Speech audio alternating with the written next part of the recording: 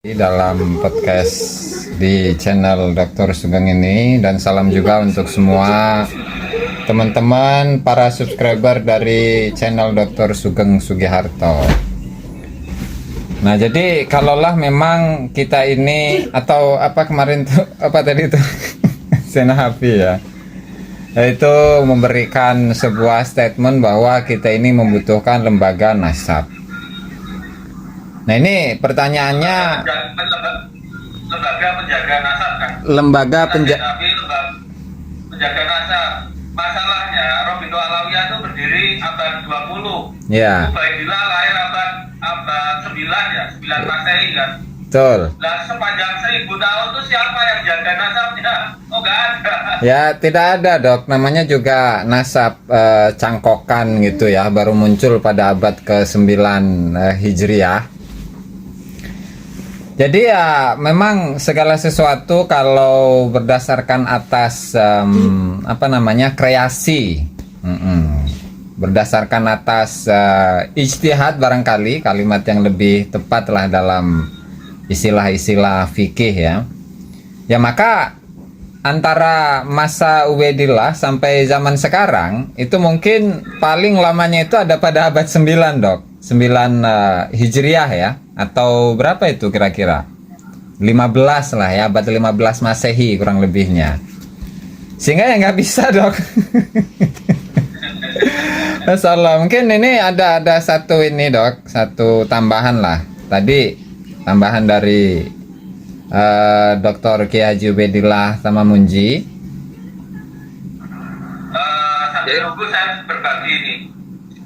Jadi Dok, bahwa ini sebenarnya kan persoalan di akar rumput ya, dan ini merupakan sebuah misi penyelamatan untuk bangsa, untuk negara, untuk sejarah, untuk ajaran agama, untuk akidah juga.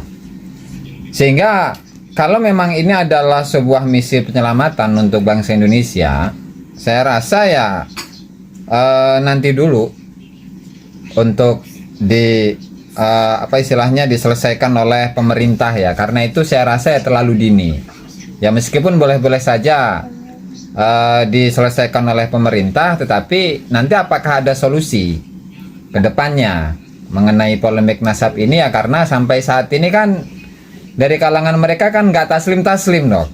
Meskipun misalkan dalam kajian nasab itu mereka tidak memiliki data dan mentok ada pada abad ke-9, itu kan tetap ngotot memaksakan diri bahwa mereka ini memiliki nasab yang bersambung ke Rasulullah. Belum lagi dalam masalah saintifik seperti DNA yang selalu dikaji oleh Dr. Sugeng, bahkan menuliskan sebuah karya mengenai DNA ya, itu pun tetap juga nggak diterima oleh mereka. Sehingga ya sebenarnya ini mereka itu pinginnya apa gitu, Dok?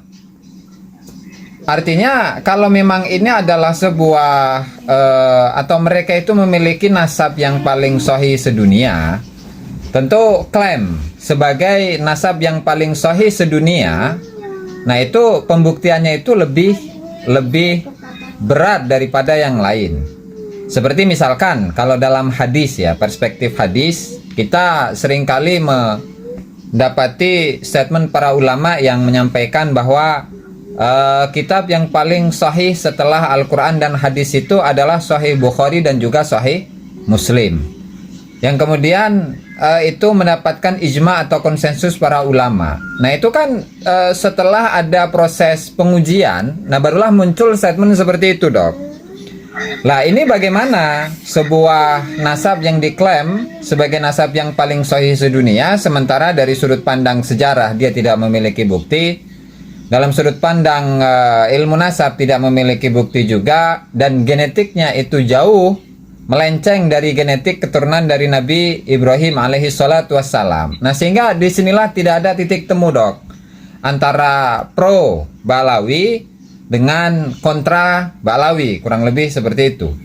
Nah sehingga apa? Sehingga tidak ada solusi lagi kecuali hanya memberikan edukasi kepada masyarakat pencerahan kepada masyarakat mengenai bagaimana status kenasaban mereka, bagaimana ajaran-ajaran mereka, bagaimana akhlak-akhlak mereka, bagaimana upaya-upaya untuk membelokkan sejarah, kemudian makam-makam yang diklaim atau sejarah yang dibelokkan dan seterusnya. Tidak ada cara lagi kecuali itu. Ya, karena memang itulah yang saya rasa sangat bermanfaat bagi masyarakat, agar masyarakat itu tidak lagi dalam posisi terjajah secara mental, terjajah secara spiritual, bahkan terjajah secara adat dan tradisi dan budaya. Nah, sehingga kembali lagi bahwa tadi Profesor Zahro ya. Itu kan anggota LBM PWNU ya, Dok ya, Jawa Timur ya. Anggota LBM PWNU Jawa Timur, benar. Kemudian di anggota MUI tadi sekilas saya lihat itu juga, Dok. Nah, seharusnya kan sebelum ditangani oleh negara, nah tentu tugas dari LBM atau tugas dari MUI itu untuk mengkaji sebenarnya. Mengkaji ada beberapa hal tentunya ya, ada mengenai status kenasaban mereka bersambung atau tidaknya kepada Rasulullah Shallallahu Alaihi Wasallam. Kemudian dari dari sisi ajaran-ajarannya juga, yang ajarannya itu dalam kitab-kitab mereka sangat-sangat banyaklah hal-hal yang bertentangan dengan ajaran Rasulullah Shallallahu Alaihi Wasallam. Seharusnya itu dulu dikaji, sementara ini saja ini belum dibahas oleh PBNU ini. Jangankan di PBNU, di LBM PWNU saja saya rasa belum pernah saya dapat itu. Belum lagi dari MUI-nya. Apalagi ini kaitannya adalah dengan ajaran-ajaran yang bertentangan dengan syariat. Nah, sehingga itu dulu tuh LBM itu harus mengkaji bagaimana dalam sudut pandang fikih misalkan, dalam sudut pandang sejarah, dalam sudut pandang DNA atau saintifik. Nah, baru kemudian nanti kita ajukan ke negara sebenarnya mereka itu bagaimana sih? Karena khawatirnya begini, Dok. Kalau misalkan ini istilahnya ya, sama-sama dipertemukan antara dua kubunya Kiai Imad dengan kubunya Ba'alawi. Nah, sementara yang menjadi menjadi hakimnya atau yang menjadi yang menjadi penengahnya itu dia hanya melihat dari sudut pandang, oh yang penting ada datanya selesai. Kan nggak kayak gitu, Dok. Namanya juga keilmuan begitu kan. Kalaulah ini dasarnya adalah keilmuan, ya sehingga harus disesuaikan nih. Karena ini adalah kajiannya adalah sejarah, sehingga yang membutuhkan data. Apalagi klaim nasabnya, nasab yang paling sahih. Klaim tarekatnya, tarekat yang paling lurus. Kemudian klaim rasnya, itu ras yang paling tinggi. Tentu ini adalah tugas dari MUI sebenarnya ya. Apalagi di sisi lain kemarin, Dok, ketika PBNU itu ketika mengeluarkan sebuah surat edaran yang kemudian di situ secara jelas lah pada poin yang keempat itu kan menyudutkan ormas atau perjuangan Wali Songo Indonesia Laskar Sabilillah, di mana Laskar ini atau organisasi ini dianggap sebagai sebuah organisasi yang dibuat untuk permusuhan. Belum apa-apa kayak gitu, Dok. Sehingga justru ini menjadi sebuah angin segar kepada Ba'alawi atau kepada para kibin-kibinnya bahwa benar nih musuh negara, musuh PBNU itu adalah PWILS. Sehingga ya terjadilah apa yang terjadi kemarin di Pemalang itu ya, karena memang diantara yang memicunya itu adalah surat itu, Dok, surat instruksi.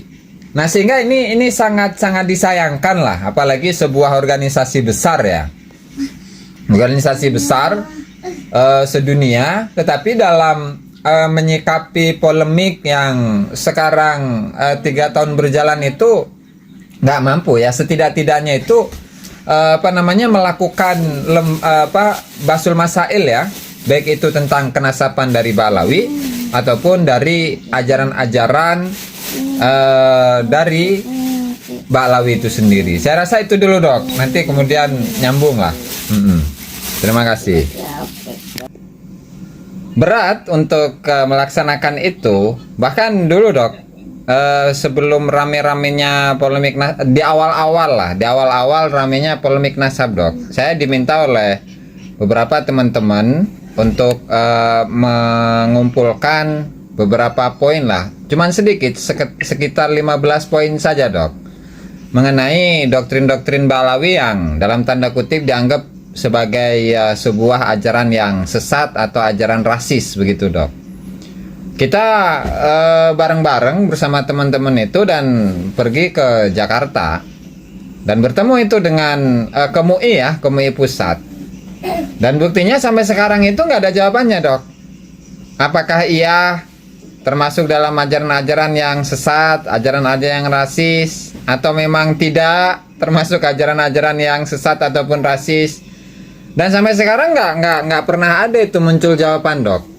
Nah sehingga ya mungkin tadi itu kembali kepada faktor kedekatan emosional, sehingga ya sangat berat untuk memberikan sebuah fatwa atau memberikan sebuah keputusan yang tentu keputusan itu menyinggung mereka secara langsung, apalagi yang dibahas itu adalah mengenai kenasaban mereka. Padahal kan memang modal utama dari semua ini artinya berani untuk mencaci maki para ulama, merendahkan para ulama, merendahkan para pejabat, mencaci maki para pejabat, pemerintah, bahkan adanya dawir-dawir. Memang modal utamanya itu adalah nasab. Dan saya pernah dengar juga dok satu statement dari seorang Khabib itu yang tinggalnya di Malaysia, bahwa nasab ini adalah sebuah harga diri, sehingga ketika nasabnya itu dibatalkan, meskipun nasab yang mereka klaim itu tanpa bukti, tetap itu sama saja dengan merendahkan atau menghilangkan harga diri dari seseorang. Sehingga karena ini adalah modal utama, maka siapapun itu dan dengan dalil apapun itu, mau itu dengan DNA, mau itu dengan data sejarah, itu nggak bisa hilang dok. Sehingga jangan kita harap lah mereka itu akan mengaku sebagai, oh ya kami ini bukanlah keturunan Rasulullah Shallallahu Alaihi Wasallam. Meskipun itu dari kalangan ulama mereka, meskipun itu dari kalangan akademisi mereka, nggak bisa dok, karena ini memang sebuah jati diri begitu ya, identitas, sebuah harga diri, sehingga namanya harga diri tidak bisa diruntuhkan. Dan mereka pun juga merasa bahwa mereka adalah orang yang paling menjaga nasab dari seluruh keluarga-keluarga dan suku-suku yang ada di dunia ini, sehingga tetap mau ngoceh sampai berbusa apapun kita ya, dan menjelaskan tentang keterputusan nasab mereka dari nasabnya Rasulullah Shallallahu Alaihi Wasallam itu nggak bakalan taslim dok. Makanya meskipun Dr. Sugeng gitu yang berbicara tentang data, kemudian meneliti, menelusuri bagaimana leluhur bersama dari haplogrup G dengan haplogrup J sampai 47.500 tahun yang lalu, itu akan dimentahkan dengan mudah oleh mereka dok. Karena memang tadi modalnya awal tadi, nasab itu adalah harga diri. Dan siapapun itu ketika harga dirinya disentuh, pasti dia tidak akan menerima dan justru akan memusuhi oleh orang-orang yang menyatakan bahwa dirinya itu tidak tersambung nasabnya kepada Rasulullah Shallallahu Alaihi Wasallam. Itu dulu dok. Ya itu apa harga dirinya jadi palsu. Tadi itu. Jadi tapi agak ini yang Kiai Ubaidillah kan praktisi pendidikan. Yeah. Kita kan di pendidikan itu diajarkan metodologi ilmiah yang basisnya skeptisisme, Kiai. Jadi skeptis. Ya. Kecuali kalau di urusan ranah keimanan, rukun iman, rukun Islam itu keyakinan, jangan pakai skeptis. Tapi di luar itu kan skeptis. Orang seperti Zahrawardi itu doktor, Abdul Somad doktor, kemudian Adi Hidayat juga doktor, Fahrul Rosi doktor. Kalau Gus Yahya Stakuf ya maaf. Tapi di ulama besar Islam seperti disinggung oleh Gus Aziz kemarin, yaitu Imam Hasan Al-Haytham itu sudah bilang kalau dalam Zaid jangan langsung percaya buku yang diwariskan oleh ulama masa lalu, ujilah dari segala sisi, kalau benar terima, kalau tolak ya tolak. Itu ulama besar Islam abad 11 saja ngomong begitu. Tapi ulama baru seperti Dr. Sahrowardi, Hadi Hidayat, Abdul Somad disadari buku langsung plek percaya aja. Kok kayaknya jauh dengan tradisi ilmiah abad 11. Gimana kayak itu? Kayaknya mundur banget gitu loh. Namanya juga Ubaru, dokter.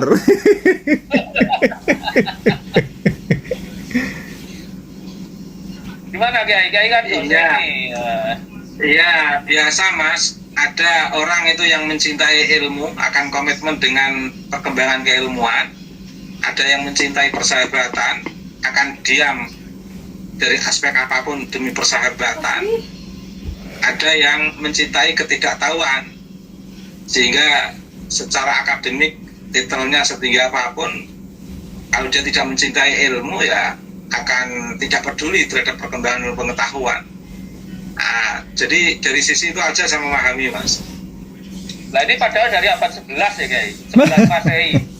Jadi warisan dari Hasan Al-Haytham, Ibnu Rus itu pernah bilang begini Kiai, lebih baik terjebak dalam keraguan daripada jatuh dalam kepastian yang palsu. Kepastian tapi palsu. Jadi lebih baik tetap ragu-ragu sepanjang belum menerima bukti yang menyatakan kebenarannya. Loh, Ibnu Rus itu abad berapa? Hasan Al-Haytham itu abad berapa? Tradisi ilmiah Muslim ini di masa lalu sangat megah, wah. Tapi oleh ulama-ulama baru NU ini jadi basisnya don. Ulama-ulama besar masa lalu itu malah diabaikan gitu. Ini Iya. apa ya perkembangannya? Ulama-ulama itu sangat mencintai ilmu, Mas. Nah, tetapi kan banyak di kalangan kita yang mencintai ilmu juga, Mas. Cuma kebetulan tidak memegang kebijakan di struktur NU itu aja, Mas. Orang-orang NU yang kultural, yang tidak di struktural itu banyak yang mencintai ilmu, Mas. Saya begitu ada kajian Kiai Imad, kajian Dr. Sugeng, kajian Prof. Nahim Ali, ya sudah, sotak tawabarata. Jadi, dan kita kembalikan semua kebenaran ilmu itu bersumber dari Allah. Manusia hanya berupaya ikhtiar untuk menerjemahkan dari apa yang sudah dihamparkan Allah. Jadi ilmu Allah itu sudah sangat luas, sehingga setiap perkembangan ilmu pengetahuan itu bagian daripada perkembangan ditemukannya ilmu Allah dari perspektif para warasatul anbiya. Itu aja, Mas. Saya nambahin, Dok. Gimana? Jadi begini, Dok, dalam perjalanan sejarah seperti dalam fikih begitu ya. Tentu kita itu mengenal dengan yang namanya mujtahid mutlak, kemudian ada ashabul lujuh, kemudian ada ashabut tarjih dan seterusnya. Itu dalam perspektif fikih, masing-masing dari pengikut-pengikut mazhab itu memiliki satu fanatisme terhadap mazhabnya. Sehingga karena sebab fanatisme ini yang meyakini bahwa imamnya atau orang yang dia tokohkan itu adalah sosok yang lebih daripada yang lain, sehingga justru dari kefanatikan ini menjadikan generasi-generasi berikutnya itu tidak memiliki pemikiran yang luas. Artinya apa? Mereka itu terjebak dalam sebuah aturan-aturan yang memang aturan ini sama sekali tidak pernah disampaikan atau diajarkan oleh imamnya, sehingga lama-kelamaan para pengikut mazhab ini akan menyatakan bahwa kebenaran mutlak itu ada pada imamnya. Nah, sehingga inilah yang menjadi sebuah objek kritis dari Kiai Haji Muhammad Ahmad Shalih Mahfud itu, bahwa jangan sampai kita ini menjadi warga NU yang menjadikan kitab-kitab kuning itu sebagai kitab suci kedua setelah Al-Quran.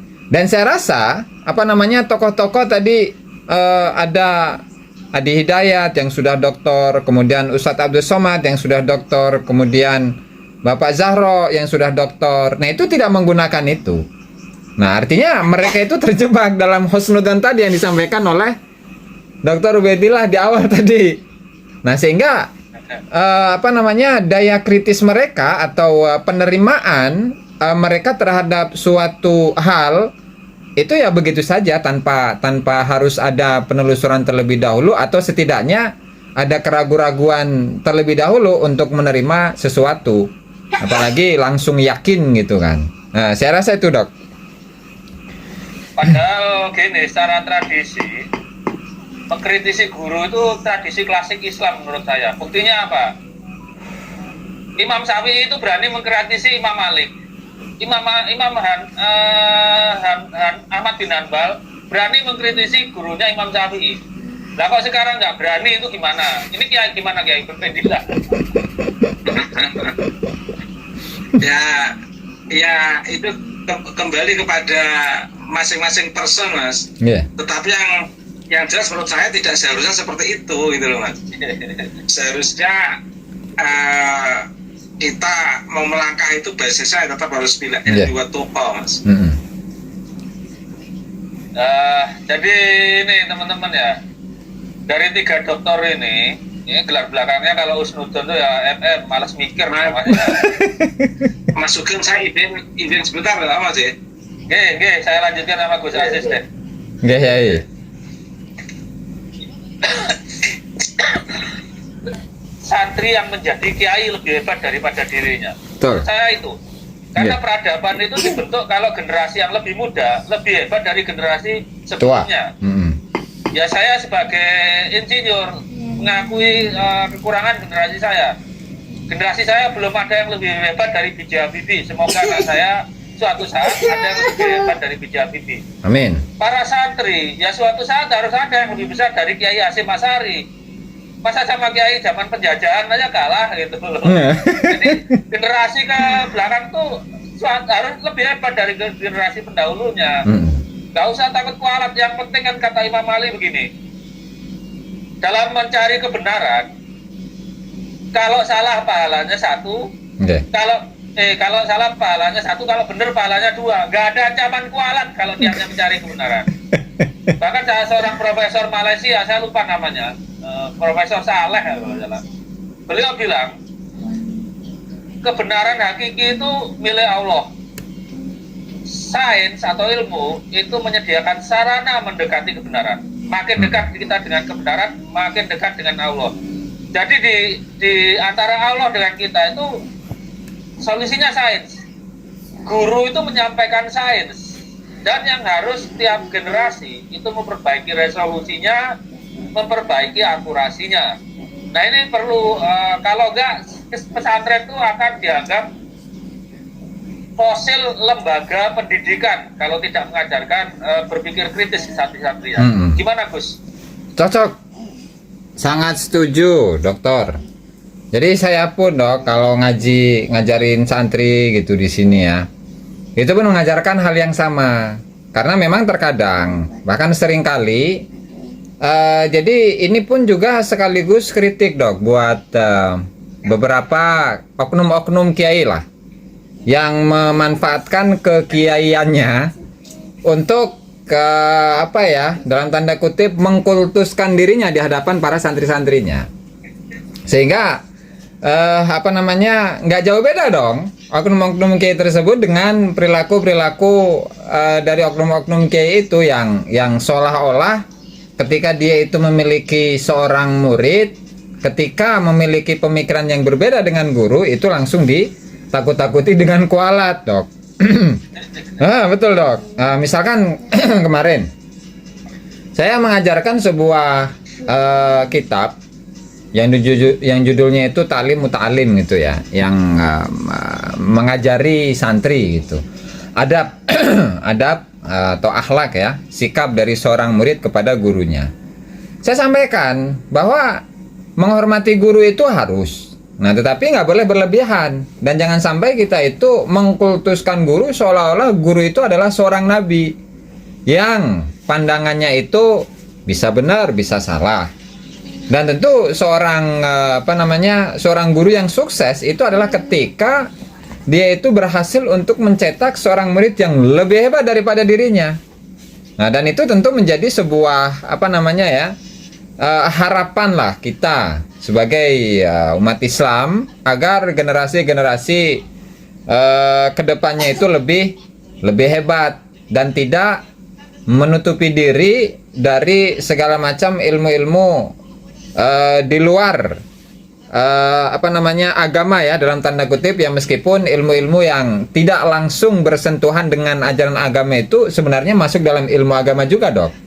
Artinya begini, misalkan kita ini membicarakan tentang DNA. Nah, jangan dikira bahwa permasalahan mengenai DNA atau ilmu genetik itu di luar dari Islam. Karena ketika semua masyarakat itu tidak mempelajari ilmu genetik, maka semuanya dosa itu, Dok. Sehingga dienggak-enggak bahwa ilmu DNA itu atau ilmu apapun lah, mau itu ilmu pertanian, kedokteran, segala macam keilmuan, itu semuanya merupakan bagian dari keagamaan. Sehingga jangan kemudian dibatasi bahwa ilmu agama itu adalah ilmu yang hanya berbicara tentang ayat, tentang hadis, tentang tafsir, tentang fikih, itu doang. Enggak, karena semuanya itu berkaitan. Karena kita memiliki tokoh-tokoh di masa lalu di mana selain mereka itu menguasai ilmu yang bersentuhan langsung dengan teks-teks keagamaan, di sisi lain mereka pun juga ahli dalam bidang-bidang yang lain, misalkan seperti filsafat, kemudian ilmu kemasyarakatan, ilmu sejarah, ilmu kedokteran, dan lain sebagainya. Nah, jadi seperti itu, Dok. Nah, ini kalau menurut saya ilmu itu bagian dari agama, karena kan tadi sudah dijelaskan oleh Profesor Saleh. Yeah. Ilmu adalah sarana mendekati kebenaran. Makin dekat dengan kebenaran, makin dekat kita dengan Allah gitu. Yeah. Artinya ilmu apapun sepanjang bermanfaat buat umat, itu adalah bagian dari agama, pasti bagian dari agama. Ya kecuali ilmu nasab dan ilmu sihir. Nah, ilmu nasab itu syaratnya ilmu kan harus bisa ditantang kebenarannya.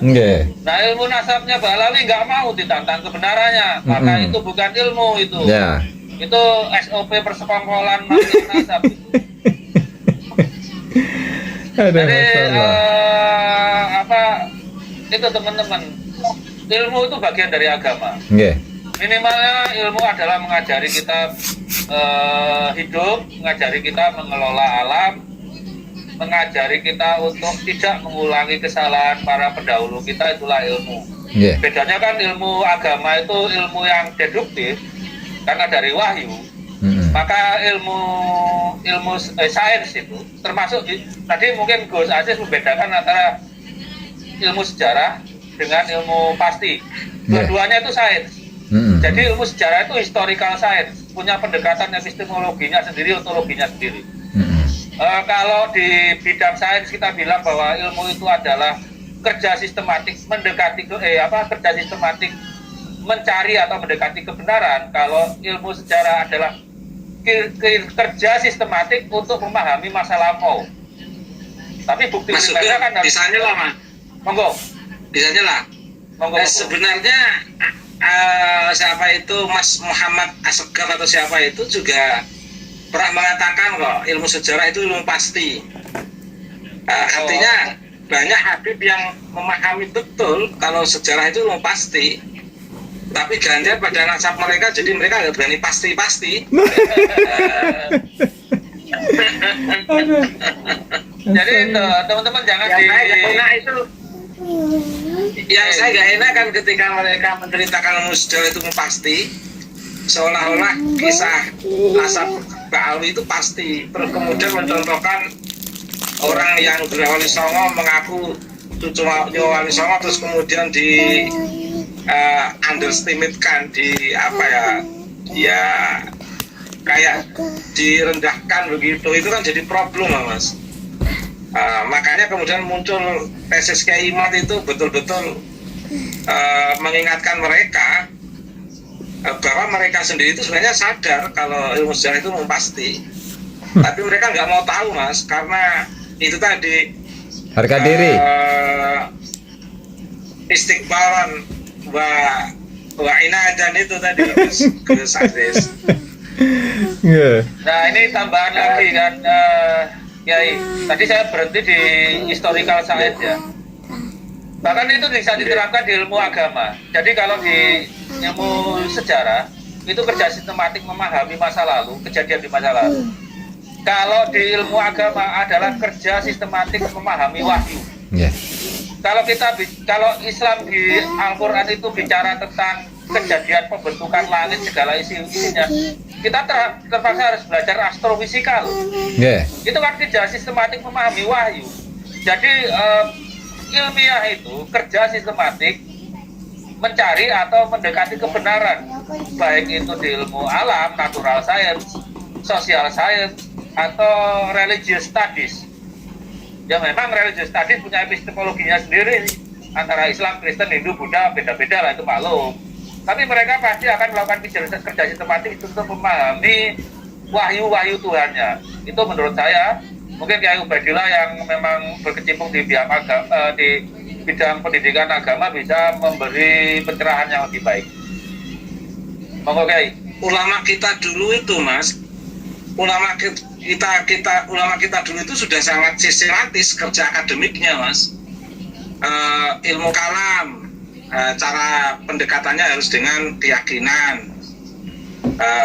Meskipun demikian, bagaimana keyakinan itu bisa dipahamkan kepada publik secara rasional dan argumentatif, sehingga mereka membuat aqaid seket yang diantaranya di situ ada sifat wajib 20. Nah, sifat wajib 20 itu ada nafsiyah, salbiyah, ma'ani, ma'nawiyah misalnya. Kalau ingin mengverifikasi orang itu Tuhan atau tidak, harus diverifikasi dengan sifat salbiyah misalnya.